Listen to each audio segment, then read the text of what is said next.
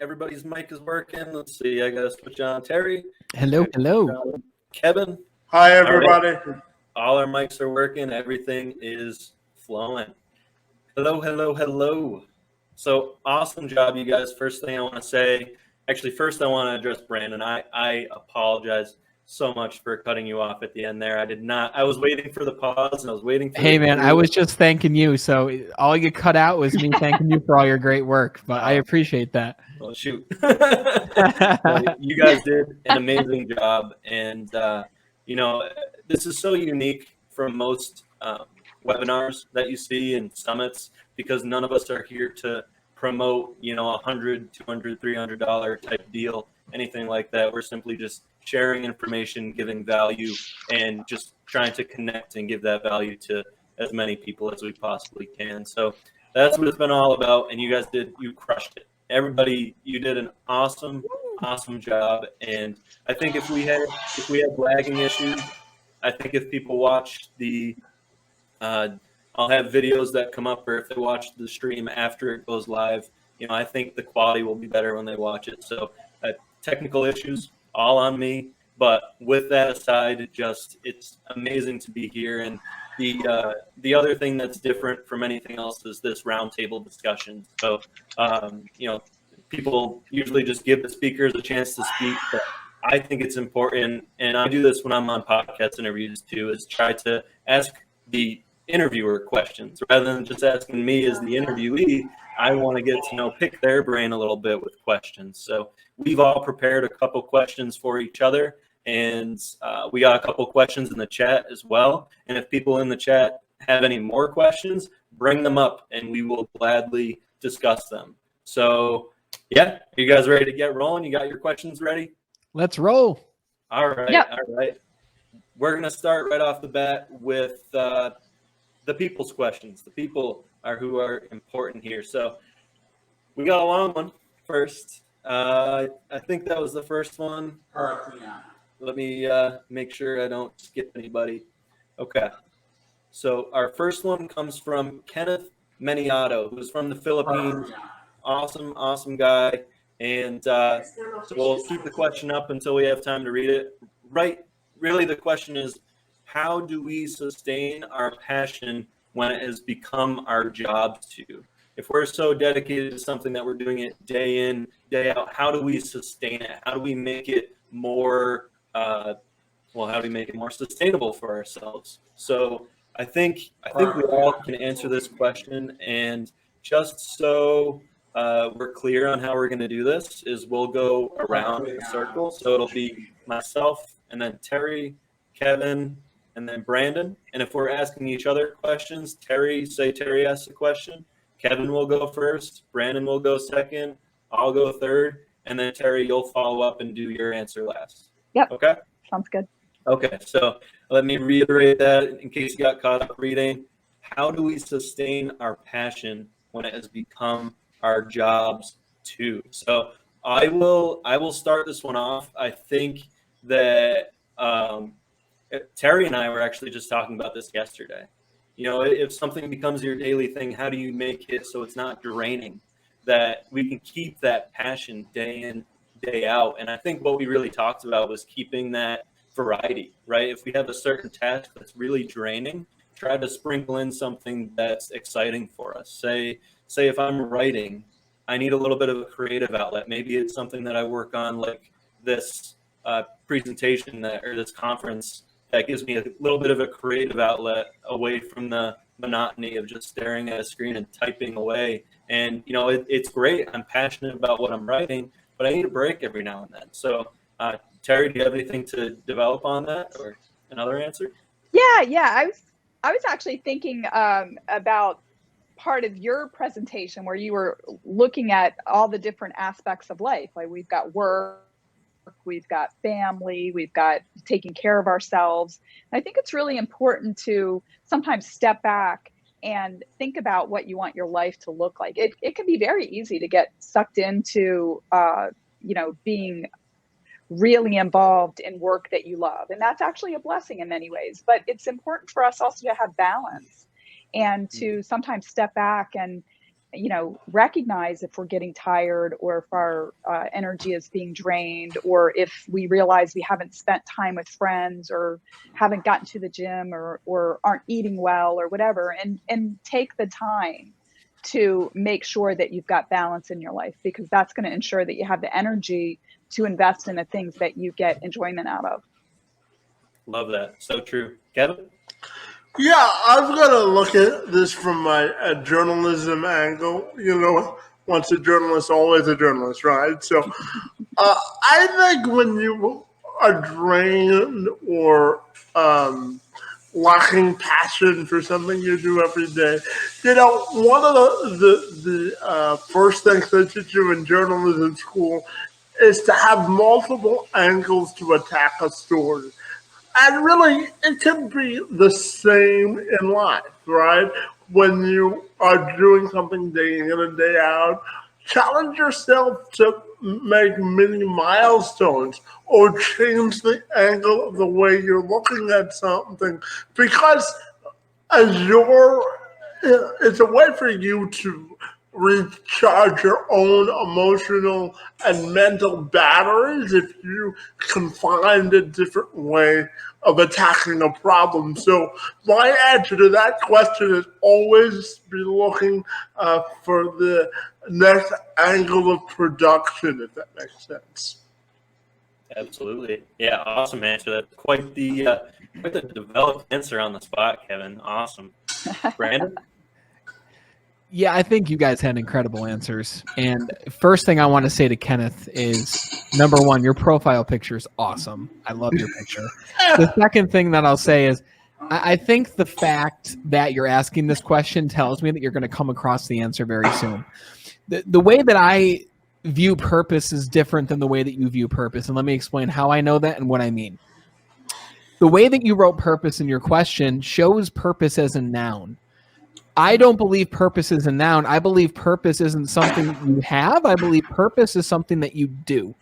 And when I say that, I mean, it's not that your purpose becomes your job, because your purpose is something that you do no matter what your job is. So when I look at purpose, I think about it in 3 different ways, maybe 4. And I don't want to throw too much in here because I want to keep moving. But I think of purpose as, ask yourself, what are you naturally good at, right? What is something that you've learned to be good at through your life, a natural or a learned skill that you might have found through the education system or through necessity growing up? What are you passionate about? So this is where passion comes into play. And then what is your own unique story, right? What is your origin story? And how can you take those things, Kenneth, and how can you apply them in whatever job you're currently working? Because you don't work your purpose as a job, you work your purpose inside of your job. And for me, that was training salespeople, but I didn't just use my purpose at work. I used it at Toastmasters. I used it in the National Speaking Organization. Like, I used it everywhere I was. It was simply, my job was the vehicle in which I used it. Hope that answers your question. Yeah, Yeah, can I just add one thing to that, Jake? When I talk to people with disabilities, and I told Brandon this on his podcast, when you work with people with disabilities, and when you work with people in general, it's always important to accentuate the positive. So when I work with people with disabilities, I always tell them, make sure that you make your disability work for you. And what I mean by that is, make sure that you make your circumstances work for you. An example for me is that because of my disability, that I'm not able to physically go from point A to point B as quickly as other people. But I've used the power of technology to start a podcast, to start a website, to get my message out to more people by sitting at a dining room table and talking to 250 people tonight, or talking to over 300 people. So it's all about making your circumstances or your purpose work for you, rather than making the artificial comfort zone that we all tend to fall back on sometimes. So, Well said. Absolutely. I think to give some insight on this too, I know Kenneth personally. You made a point to point out his profile picture. He's actually an author himself. Like I said, he's from the Philippines, so his BB monkey is his character. He has him in the middle there. Is the baby monkey in the Philippines, and so he encourages people in the Philippines to read more. So he's an author. He's also a teacher. So Wow. really, you can tell Very he cool. does that. He does live his purpose and his passion as much as possible. And, just when it comes to teaching, use your creativity, find a way to really connect with the kids in your own way and take the freedoms that you have as a teacher rather than just looking at the monotony of the program. Think creatively on how you can impact these kids' lives. And I'm sure you do that already. And so that's how you can be creative and it's not so draining. Really enjoy your time with the kids and also enjoy your time writing. And the way you do it with the monkey, there's so many ways to do it creatively.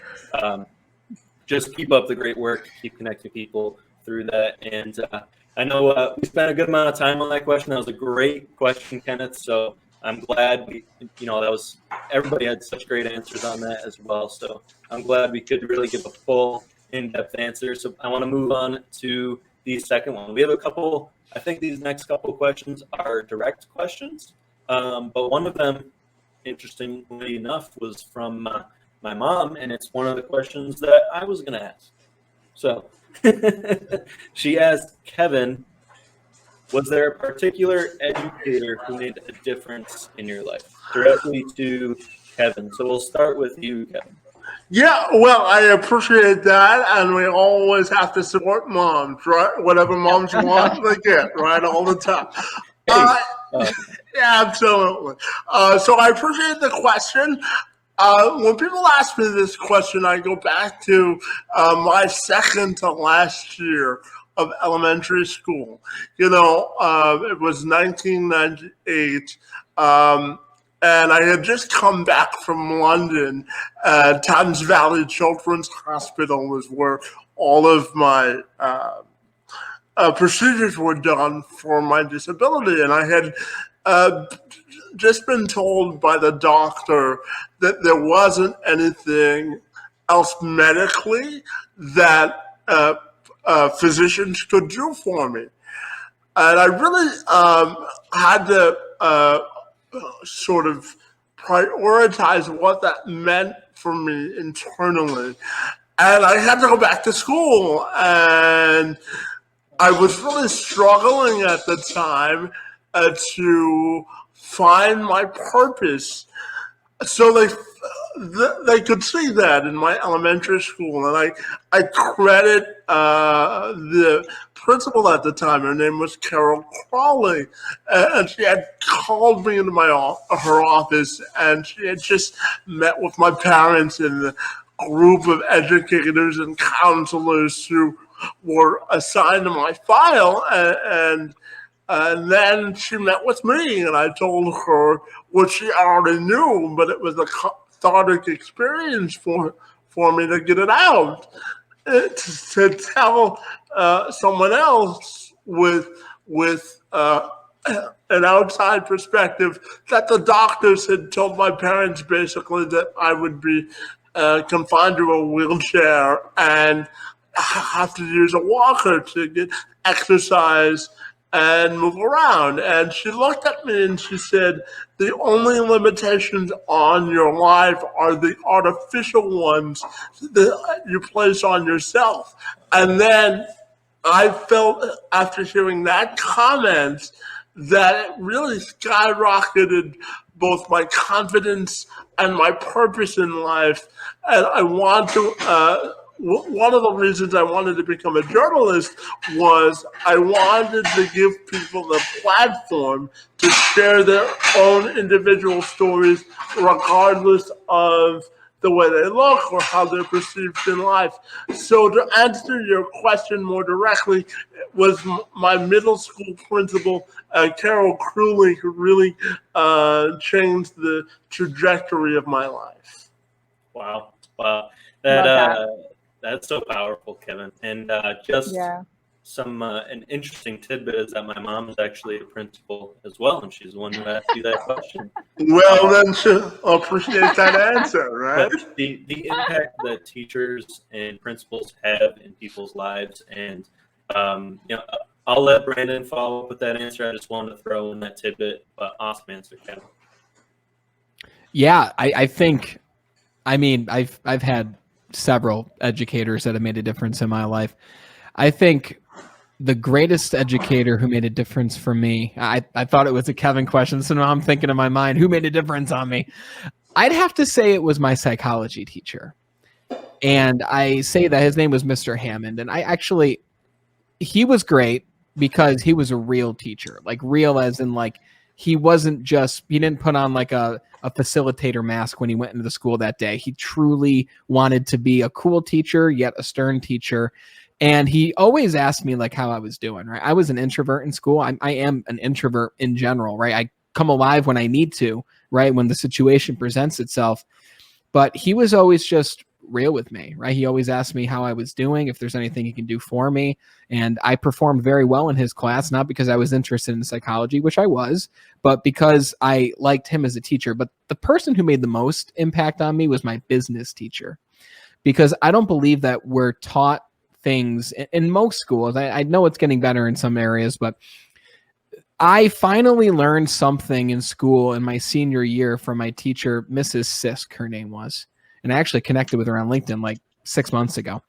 And she taught law, she taught business, she taught real things like writing a check. She taught things such as like what you need to know when you go into the real world, things that I actually still think about and use to this day, when everything else I just kind of forgot. So it's those real courses that had to do with life that I remember most. And I'd say she was the one who really made the most difference on me in those later high school years. Yeah, no, like I said, it's really amazing if we go back and think about the teachers that we have in our lives. And I worked a different presentation actually before I presented the one today. And what I was going to bring up was how many people really take a shot at our education system and how they devalue it, even though, our system is built where we have teachers who are there for a purpose. They wouldn't be in that spot if they didn't care about the kids. So the fact that we have that liberty and, the people have truly, as you can see from all this discussion we're having now, they have made that such an impact on our lives. And just the amount of teachers I could go on and list about, and it's just incredible the impact that they have, just because you get to spend that time and they make that time valuable in a way that they want to give you that positive impact. And it's really an incredible thing. I'm going to answer this question on a little bit of an outside perspective and really take Educator as a different sort of route and talk about a mentor for me. So, and to me, a mentor can be somebody that you don't even know. I call that a model mentor. So you can have mentors in your real life who, if you're starting a new career, they coach you and things like that. But you can also have model mentors, and through podcasts, through social media nowadays, and really just the internet, you can really connect with people. You can connect with us if you email us. That's us talking to you.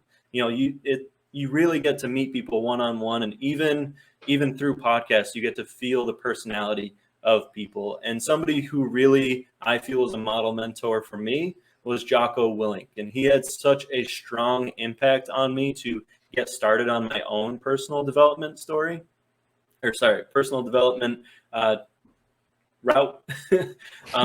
That it's just incredible, and it's brought me to where I am today, and it's brought me back into reading and writing. And if you don't know Jocko, he has his podcast, Jocko Podcast. He's an ex-Navy SEAL commander, and each podcast he goes through a different book from military history, and it really just opened my eyes to how we really owe it to people who are in the military, who have sacrificed their lives for us. And another thing I want to say is I would be remiss to not talk about what's going on in the world right now and just take a minute and for us to really think about the people who are out there putting their lives on the line. And there's always been people, especially these past 15 years, that have been putting their lives on the line, and we get so distracted by everything else going on. It's just been in the background. It's just going on. People, stuff happens every day, and we take our lives for granted. So if you're not doing it for yourself, we should be doing these things for ourselves,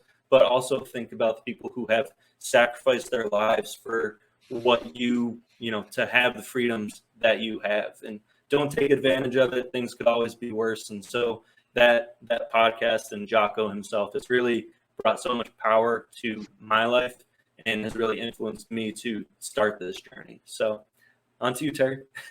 Well said. Yeah, well, I'm kind of like you. It's hard to zero in on just one, but I'll give a shout out to my 4th grade teacher, Mrs. Jones, who was made school fun, but even in 4th grade challenged us with the big project that we did. I lived in Virginia then, and we had to do like this whole big project on the state of Virginia. It's one of my most proudest accomplishments from elementary school. And then my physics teacher in high school, Mr. Sarek, most of the people in my class really did not like Mr. Sarek, but I liked him because he would lock the door when the bell rang. You weren't allowed to chew gum. He had high standards, and he held people to them. And I really respected that. I liked that. And then, much like you, I had a great mentor in my career who really, in many ways, sort of pulled back the curtain on what was really going on around me. And I think a lot of, around personal development really is like going deeper, not looking at things on the surface level, but really, Kevin, when you were talking earlier, I was thinking about, what's your why, right? Like, this is what's your why, or what's going on around us? What's really going on? What is the motivation of people around us? And I think when we start getting curious that way, or, Kevin, again, like being the journalist, the who, what, where, why, how, whatever, being curious. I think that's really important, and it helps us go deeper in our lives and with people around us when we can be more present and be more curious. So, Yeah, Mrs. Jones, Mr. Sarek, and Raj were my inspirations. Yeah, the 5 W's is the first lesson they teach you in journalism school. Who, what, when, learn, why. It's like clockwork in my brain every time I do a podcast, right? So. Yep. Awesome answer. We'll move on to the next one. Before I move on to this next question, so we have one more from the crowd. Again, if people have more questions, we can try to address them, but I think one more will do. And we all prepared 2 questions, but I like I said, the one that my mom asked previously was one that I was going to ask. A mentor in your life that made that difference, that started you down this journey, was my question. That was a similar one. So I'm going to skip mine, and instead of doing 2 questions, we'll just do 1. If you guys are all okay with that, it is going to go past 8 because it's 8 now, but 8:15 or 8:20, 20 minutes past where we said it. Are we all okay with that? Yep. Yeah. Okay. Yeah. You good? Yep. Okay. This next question was specific for Brandon, and Brandon's the only one who needs to. Thanks, Jake's mom. You saw this one? So when you hit that wall, what did you do to get back on track? Yeah, thanks for asking the question, but I just want to start by saying I know you are, but you should be very proud of your son, Christine, because awesome guy, right? I came on my podcast. We became friends, invited me to this. He's reaching thousands of people. Just an inspiring dude. So another little shout out for you, Jake. When it came to me hitting that wall, I mean, I hit many walls, right? And it really kind of goes back to that last question of who was an educator that inspired you. And I wish I didn't stick with the educator route, and I wish I went to the mentor route, because then I would have actually had things to talk about. But to answer the question, my mentor really helped me to figure out even how to go around the wall.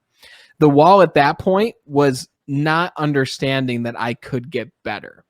And it's weird saying that, but I didn't really understand the concept of personal development. I didn't understand the concept of working on yourself. And he helped me to understand that concept. And the very first thing that I did was, like I mentioned in my presentation, I had to create a plan. I had to know what I wanted. And at that time, all I wanted was to become a leader in the company. I didn't really want to release weight. I didn't really want to eliminate my debts. Like, I knew I had to, but my main motivation was I wanted to move up in the company. That's like what I wanted. I was a company man. And he helped me to do that. And he kind of guided me along the path. So the way that I did it isn't the same way it's going to work for everyone else. For me, I started with my fitness.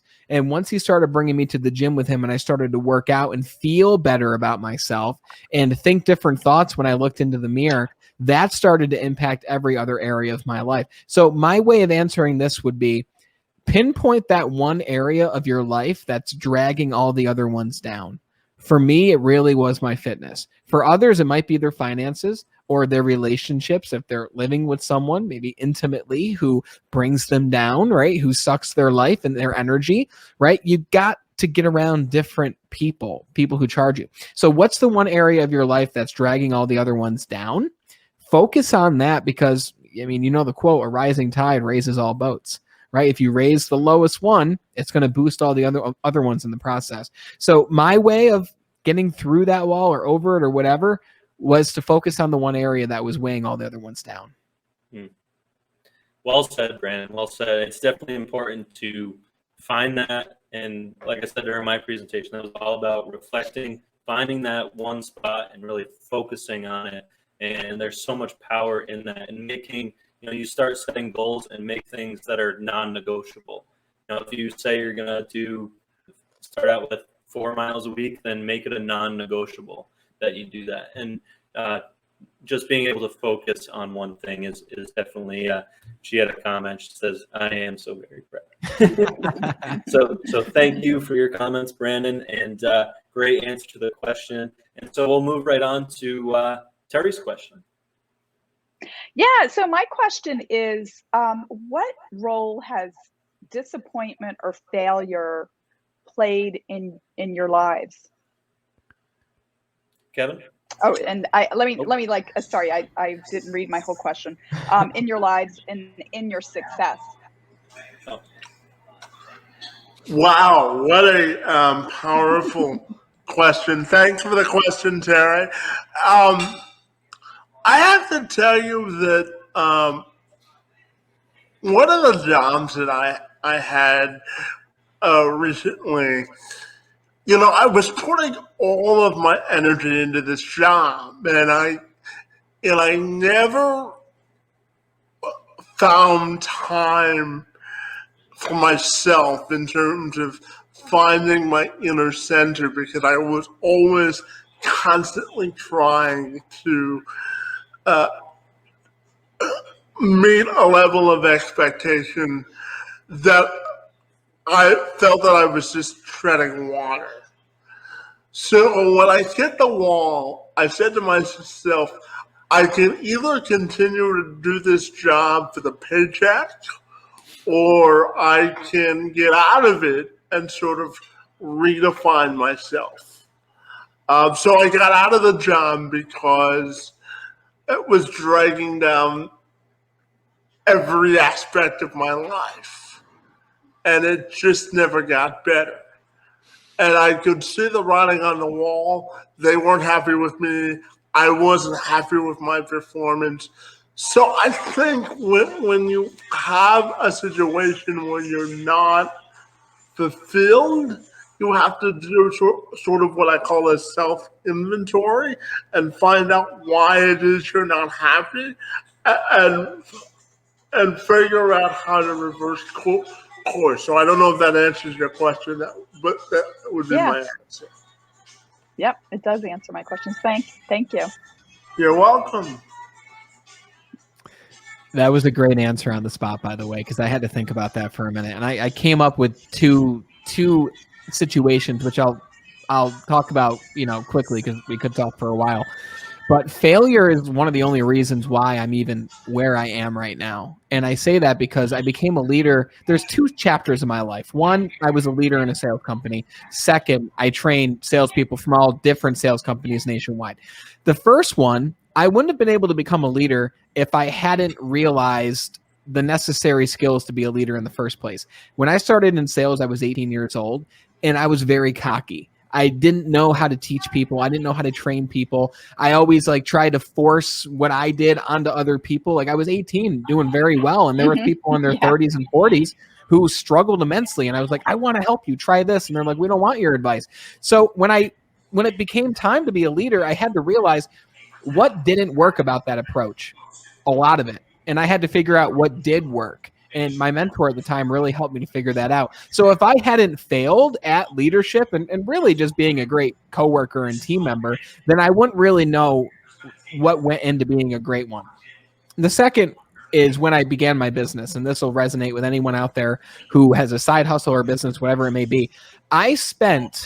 I'm obsessed with live events. I want to be part of events that have over 10,000, 20,000 people and be a speaker there or host them. So Jake, keep me in mind in 10 years once you're hosting those big events, brother, because I know it's only a matter of time. And I wanted to host big events like that. Yeah, right. And I paid over $2,000 on Facebook advertisements to fill an event in my local area. And you would think I had a lot of people. I had 4 people show up. Well, I had 8, but I had 4 who I didn't know. And then it was my mom, my dad, my sister, and my wife.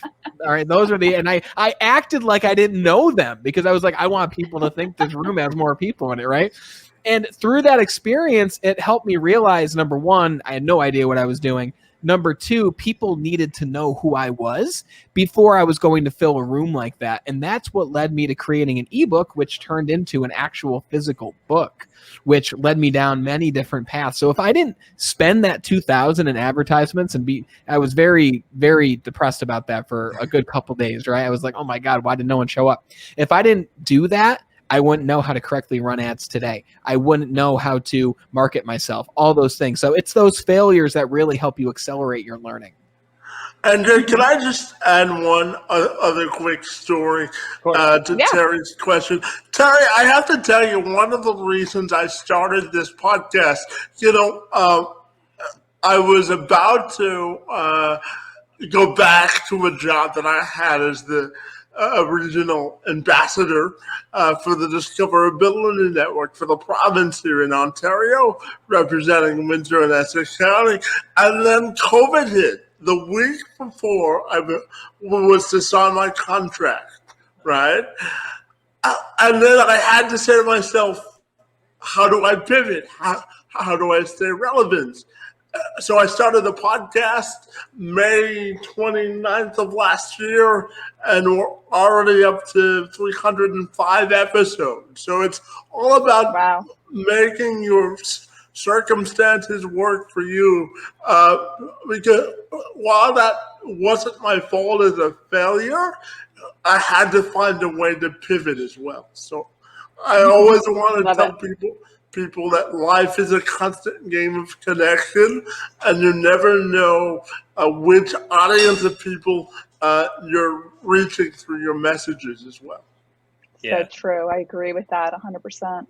Amazing, Kevin. Yeah, that's just an awesome answer for that. And no, there's so much we can learn from that. I'm sure so many people can connect with what happened to them during COVID and how that really affected their lives, and being able to take that free time and really make it into something that you can feel success and you can feel achievement in other ways. And so that brings me kind of to my answer is it's really all, it's so much mindset. And when it comes to failure, this is another thing that Terry and I talked about the other day was that, people will come to her for executive coach advice, and yet they're dreaming of that success and think if they just set up a website, they'll be good to go.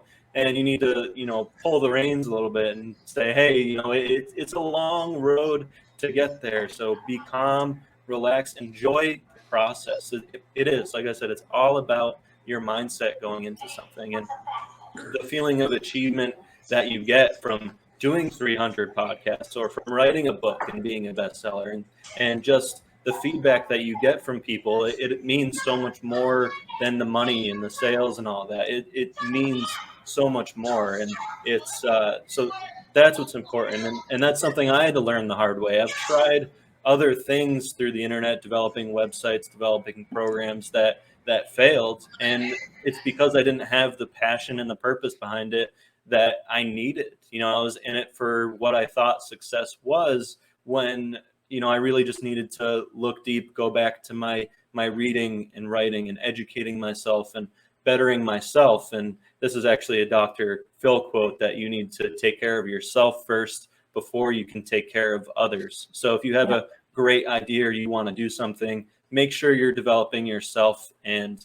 rather than looking at success at what you think it is, think of it as, achievements rather than the money or, things on the side that you dream of that can happen in a year, because chances are it'll happen in 10 or 15 if you stick to it, if you have that passion, you have that purpose, you have that drive. And even if not, it's like I said, no time or money is wasted if it's on things that are developing yourself and bettering your professional development or your personal development. So that's my answer for that. I think everybody finished out that. Kevin, do you want to bring up your one question?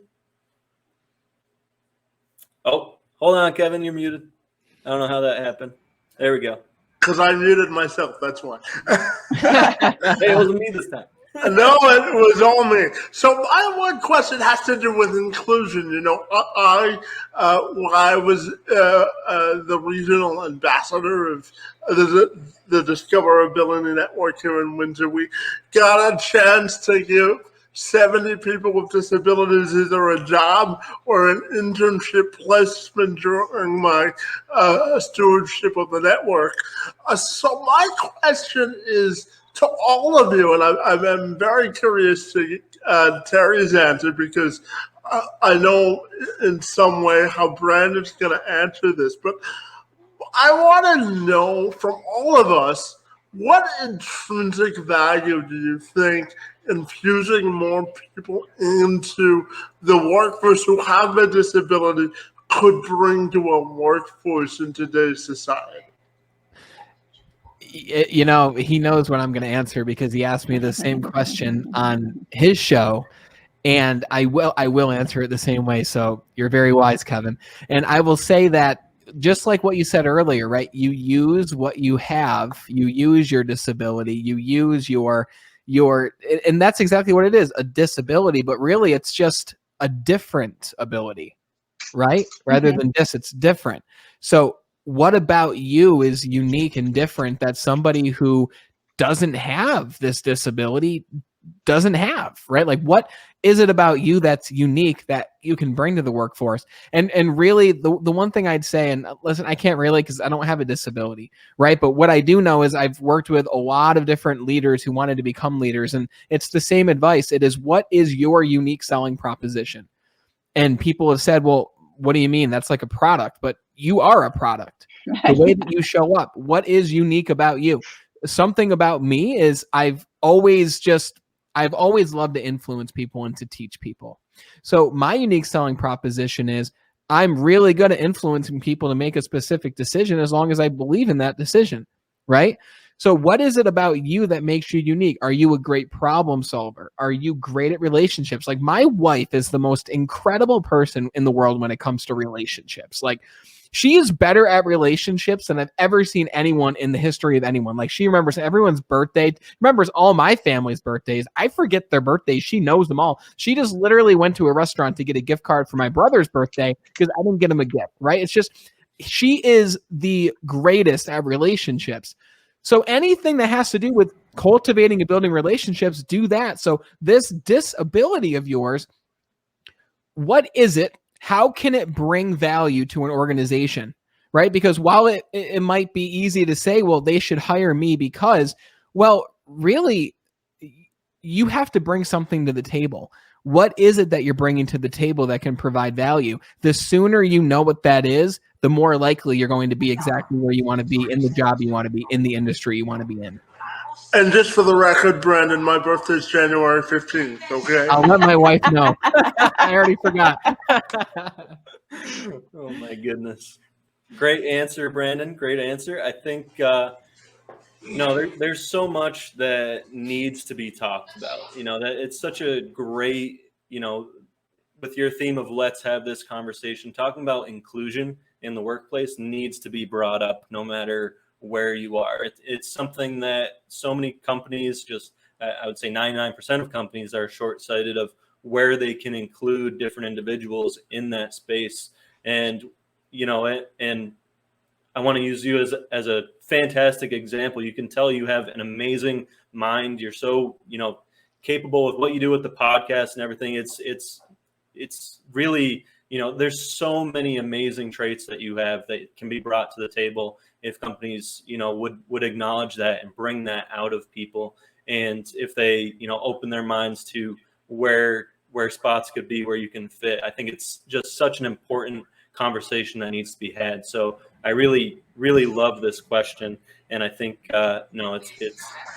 there's so many areas if they just opened up their mind to include more people, and it just opened their mind to, I think Kyle Porter, who was in your presentation, I think he really said it best, where they have, or people with disabilities have a great way to connect with people because they deal with difficulties their whole life, and they need to overcome that and push through that. And it's just what can be taken from that. It's what we were talking about, failure and coming back from that, and your story about what your doctor said and how you took that and what you were able to do with that. And it's just, there's so much potential there if companies would just look, and how it improves not only the person but the company. It's definitely something that needs to be talked about more. Yeah, and just before Terry gives her answer, I'll give a little bit of context just so that the audience has it. There are 1.8 million people who have a disability in Ontario, and the Council of Policy Initiatives says that 400,000 working age adults who have a disability are unemployed but willing to work.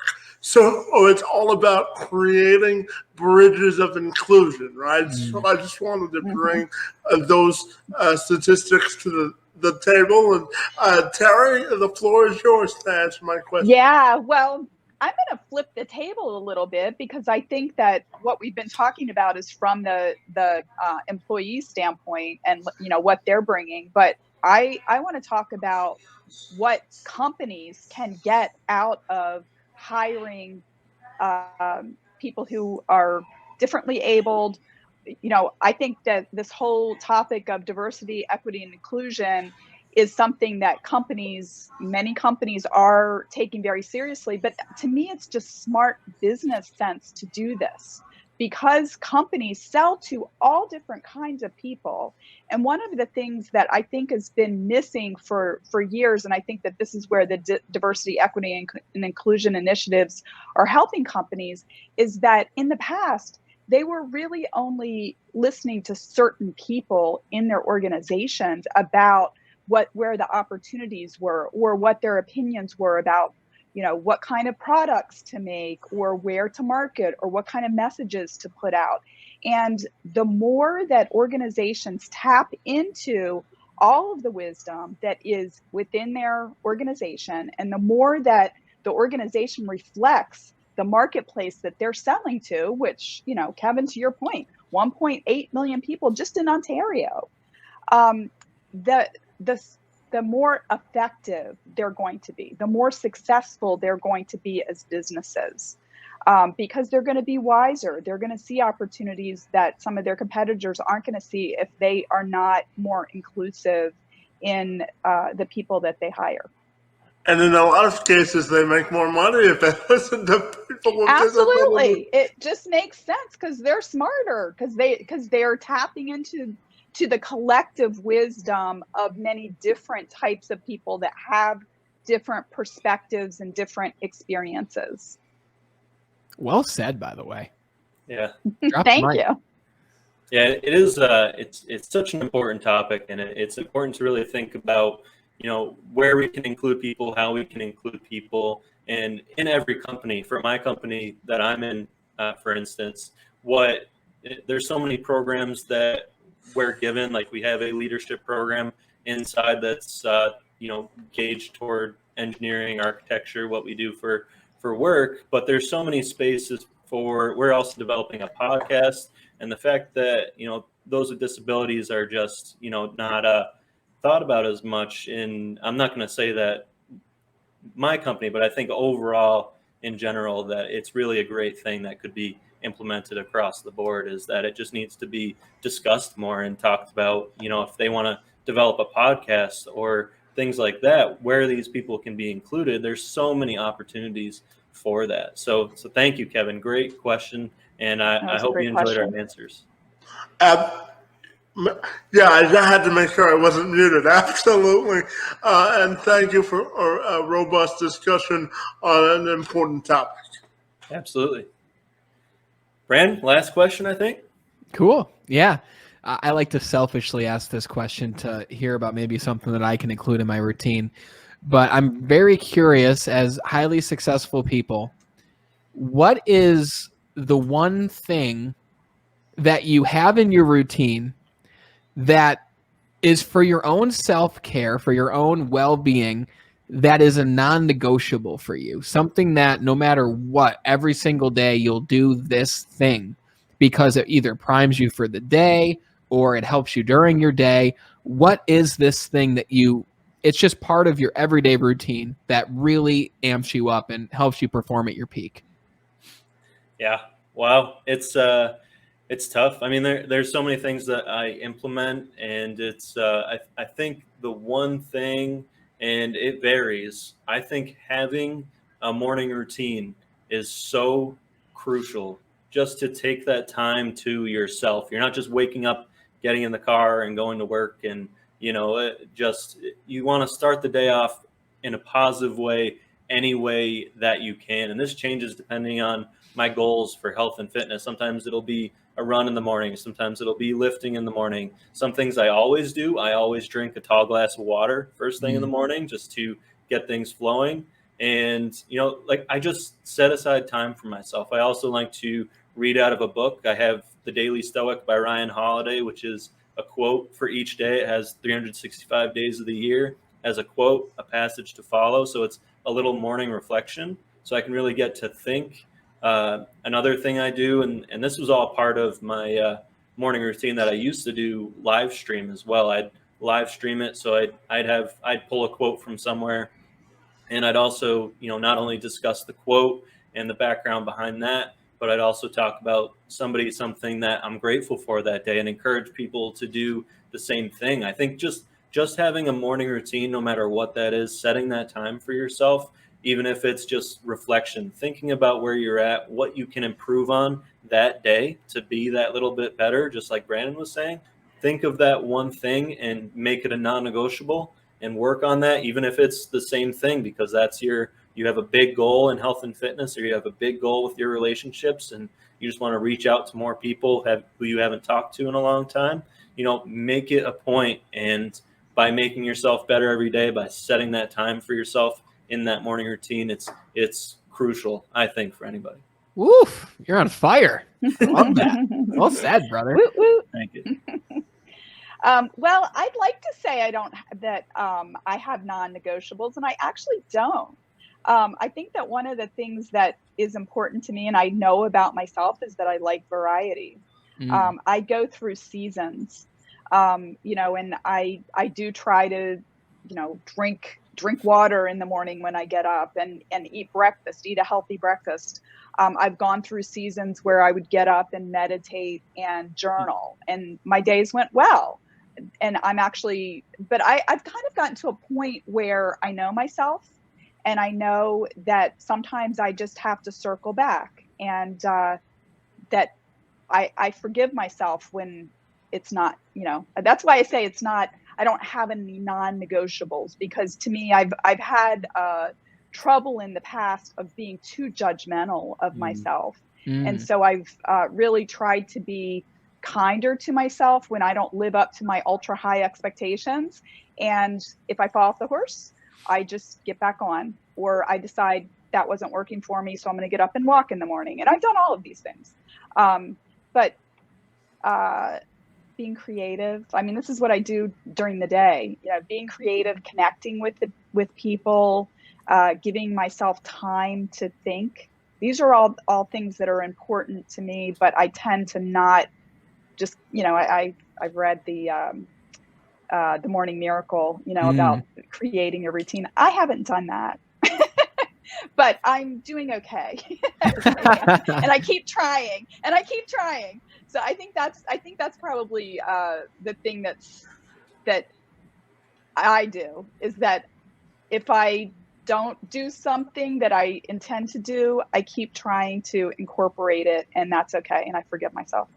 Yeah. Nice. No, that's, I just want to, you know, because we're kind of going back and forth on if you need non-negotiables or if you don't. And I think it's Yeah, exactly. Once you get to that point where you get to learn yourself more, that's the beautiful thing when you start heading down the road of, you know, you said you started to meditate, you started to journal, and you start to learn more and I about still yourself. do.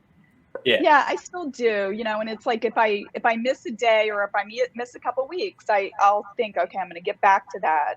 And I'm trying to design my life so it works for me. And you know, being happy and loving myself is probably the most important things. Yeah, you don't want to make it monotonous and do the same thing day in, day out, and you need to have variety. So look at when you fall off the wagon, look at it that way. Okay, I took 2-3 days off, but I'm going to jump right back on when I'm comfortable too. And as long as you're happy and you know what your goals are and you're still making progress, even though it's at your own pace, there's nothing wrong with that. Right. Probably most of the time with me, it's that I actually need to do less. That's too much. Too much. I hear you. So I guess that leaves me. It is you, Kevin. I know a couple of things. You know, there's a sign in my office that says that we're all given a platform to make a difference, and it's incumbent upon all of us to decide which direction we want to go. And I also have a saying that I tell myself every day, that everyone's depiction of success is different and that we're all on a different timetable of expectations that we set for ourselves, because if we're not willing to meet our own expectations, the first person that we have to make happy in our lives are ourselves, right? Because if we don't do that, we can't be of service to other people. So I always tell myself that every depiction of my own success is different every day. I mean, we can all have a long-term or extended goals, but one thing that I've tried to be recently is more perspective, because, you know, one of the problems that I have, I don't want to call it a problem, but one of the issues that I have is I say yes to everything. Right, so I have to learn to prioritize myself. And one thing that I've done recently is I've turned off my computer and I give myself 10 minutes a day to sort of check in with myself and tell myself that every time an email comes into my inbox, it doesn't have to be answered immediately. Right, one of the reasons I did this was one of my former bosses said, "You email me at like 8:00 at night and I want to shut myself off." So one of the things that I've done is sort of put myself in a challenge to stop answering formal emails after 5:00. And it really has helped me sort of find my inner center. But it also reminds me that every depiction of success is different, and everyone has a different timetable, and the emails will be there in the morning when I wake up, because they don't get answered until I answer them anyway, right? So, so it's all about finding my own depiction of success and redefining my own level of expectation. Well said. Well said. Yeah. Yep. And no, I don't want to stop there, Brandon. I want you to give your answer as well. Okay. It goes along with Terry's in a way. I do have one non-negotiable, and I guess I can't call it that because sometimes I do negotiate once every now and then. So I guess we're on the same page, Terry. You win. I would say that my routine differs based on what my focus is, but it's generally always the same thing. It's exactly what you said, Jake, the morning routine. I give myself 2 hours every morning before I have to do anything. Okay. And that doesn't even include like my movement for the day, like walking or running or whatever I'm doing. I give myself the first 30 minutes. Usually it's like the first 20 minutes. I'll get up, I'll get my water, I'll sit down, and I'll sit there quietly just thinking. And it's usually kind of weird. I just sit there staring at the wall, like just thinking to myself. It's my own form of just becoming awake, right? Because when you first rise, especially very early in the morning, you've got that grogginess, that haziness, but really that's like your subconscious at its most powerful. True. Yeah, and I just sit there and think. And my one non-negotiable that I sometimes negotiate with, but not often, is my phone. I won't look at technology, not even just my phone. I won't go on my laptop. I won't go on my phone until I've been up for at least 30 minutes. And it's exactly what you said, Kevin. Nothing can't wait. Everything can wait. Emails that have been sitting there for 3 days, they can wait. They're important, but they're not urgent, right? And I think that's a very important distinction. And as soon as I look at my phone, I then find myself, okay, I check my Facebook. Okay, now I'll look at my Instagram. Now I'll look at my LinkedIn. Now I'll check my email. It just becomes an immediate time sink, but it automatically is shooting up my brain with dopamine that I didn't really deserve because I didn't do anything to earn it. So for me, it's not looking at my phone. And it's recently, since 75 Hard, I've read every single morning. I'll read 10 pages of a book every morning. And it takes 40 minutes. I'm not the fastest reader, but it's one of the most valuable habits that I've acquired is reading just 10 pages a day. Right now I'm reading Launch by Jeff Walker. And I've read so many incredible books, from Jocko, from Tony Robbins, or from Terry McDougall. I've read great books from. And I mean, there's so many amazing books. You have to choose like which one makes the most sense for me. But not looking at my phone and reading and really just taking that time for myself has made a profound difference in my life. Yeah.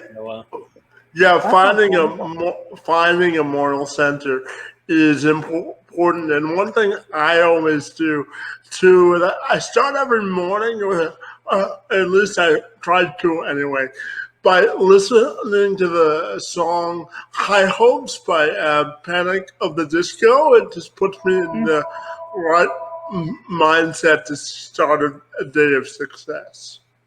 Yeah, we all have That's cool. our little things. I think something that's important to touch on that we all talked about in one way or another is getting away from distractions. And in our today's world, it's so easy to get bogged down in distractions, and to take that time to yourself. And actually that's where good ideas come from. That's and that's the title of one of the books that I mentioned, and that was a basis for a part of my presentation as well, is taking that time to reflect. So you're thinking to yourself, just that time that you have for deep thought. And actually this conference itself was something I thought of while on a walk. A lot of times when I go for a walk or I go for a run, I purposefully leave my phone, leave my headphones, because I don't want that distraction. I have something I'm working on, or I want to think about things and how I can develop things. And times you'll learn a lot of innovative leaders. They'll say, it's in the shower, or it's during my meditation in the morning, or it's during my daily walk with my dogs. It's that time alone by yourself that you really get to have these incredible thoughts. So I just want to jump back to a note that I said in my presentation as well, is if you reflect enough, if you have enough deep thought, you can have ideas. If you have enough passion and purpose behind those ideas, you can build something that you're really proud of. And it doesn't matter what that is. And that's where you find success. It's not in money or anything like that. It's finding it in yourself by finding balance through everything that we talked about in this conference today.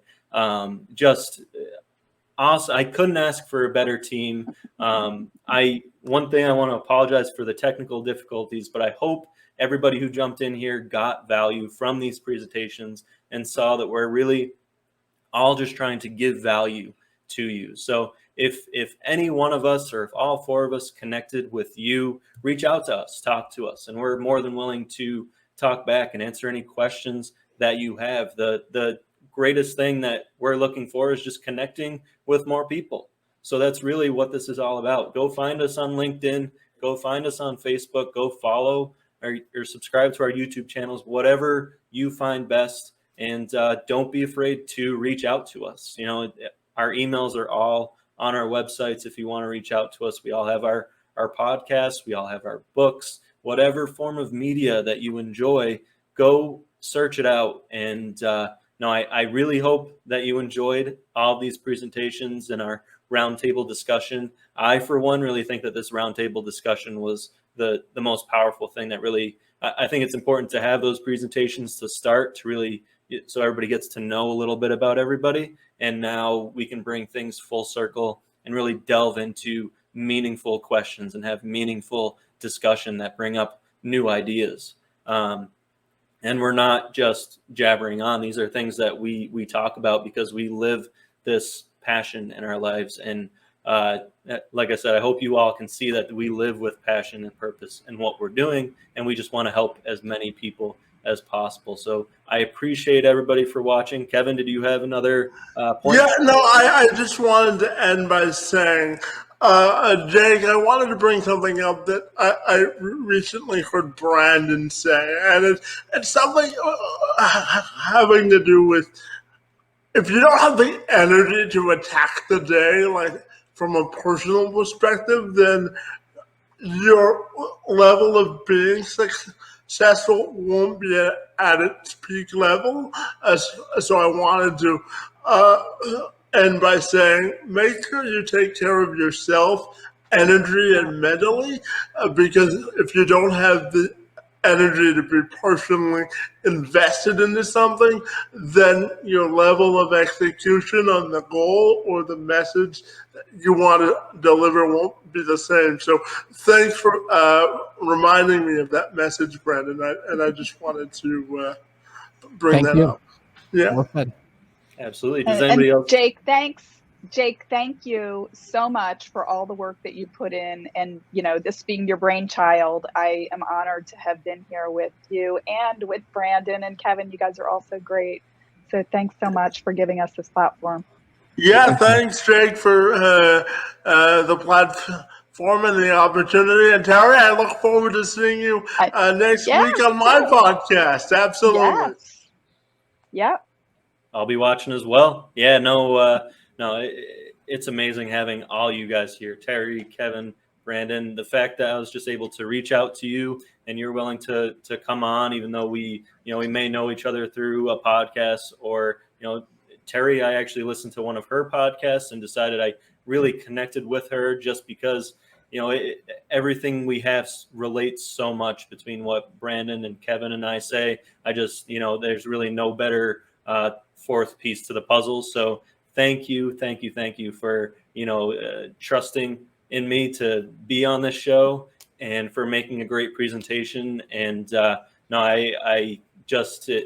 it's amazing how this turned out, and it's awesome to have this time to get to talk to you guys. And I couldn't have asked for a better team. So right back at you, brother. Yeah. Great working with all of you. Yep. Bye, guys. One very last note. I just want to mention all the people that stopped in. My mom, Peter Holhan, and Kenneth Meniato, Judy Robinette, and I think that's everybody I see in comments. I'm not able to see links, but thank you all so much. This is really about you, so I hope you can take this value and help your professional and personal lives. So we're signing off. Thank you, everybody. Bye, everybody. Have a wonderful night.